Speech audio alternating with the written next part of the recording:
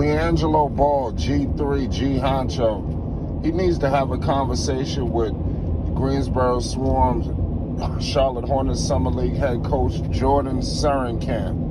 I believe that Liangelo Ball, in the event that he doesn't get called up, for a two-way contract, I do believe, or get signed at any rate, whether it's coming in for training camp, anything, I wanna just say one thing. Going back to Greensboro, if that is about to happen, they need to talk.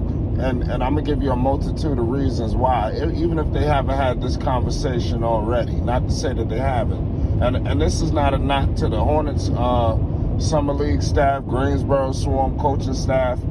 This is just to discuss the benefits of Liangelo Ball walking away from a conversation with Jordan Surenkamp. Obviously, the Greensboro Swarm and everything that they're doing is an extension of the actual active roster for the Charlotte Hornets.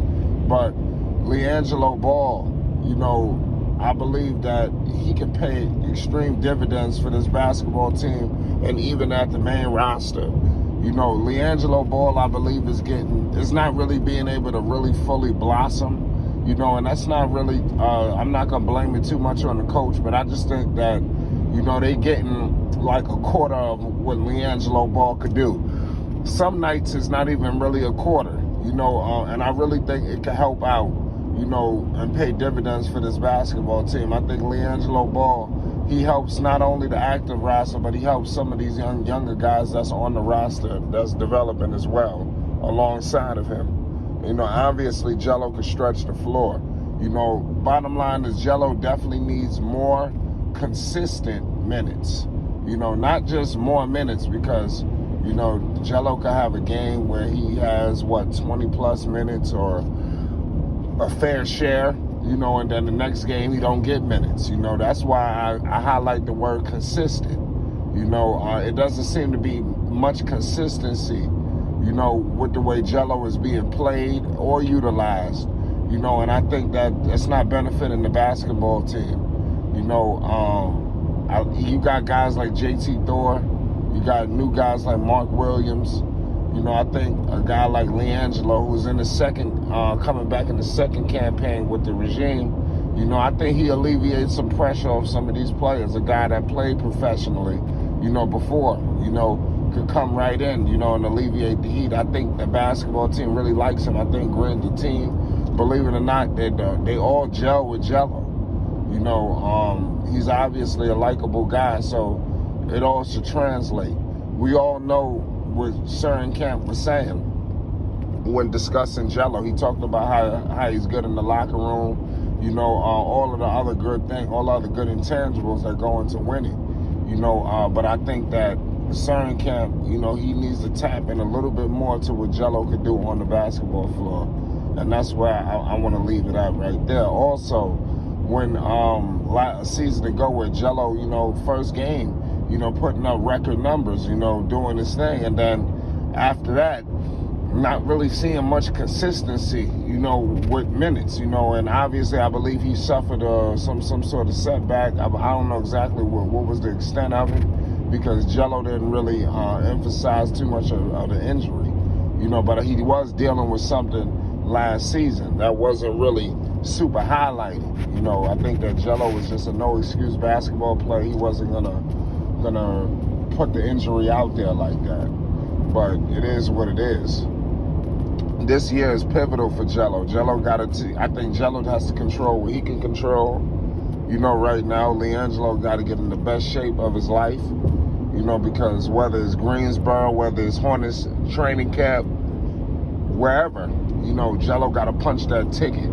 And how he can punch that ticket is controlling what he can control, getting in the best shape of his life, perfecting his game, getting shots up, continuing to evolve as a ball handler, so that way when you're not in a catch and shoot situation where the defense does force you to put the basketball on the floor, you're able to do something with it.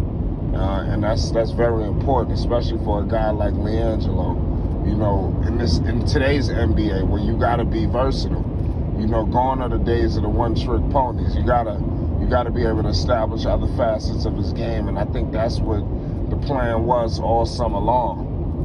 I think obviously the protocol, the amount of games that was played, I think all went into effect. Of like, just like I said, it just sucked for Liangelo. Wasn't able to really fully show everything that he was doing. And then along with the inconsistency with the minutes. And I believe that Liangelo and Surenkamp, I think, could fix that, if they was to have a conversation. Along with the situation where a lot of young guys, maybe the conversation has already been had. This is why I'm saying this is not really to cause friction amongst the in-house organization here. This is just for the benefit of Jello so he can really punch that ticket. Maybe the plan is, why they didn't really go too crazy in the summer league. Maybe the plan was for him to basically, get more minutes next season, which is this upcoming season in Greensboro. Maybe that's the plan, where, like I stated, a lot of these players won't be there, and maybe that's where he's going to have his opportunity to eat. And maybe that was what the conversation was had.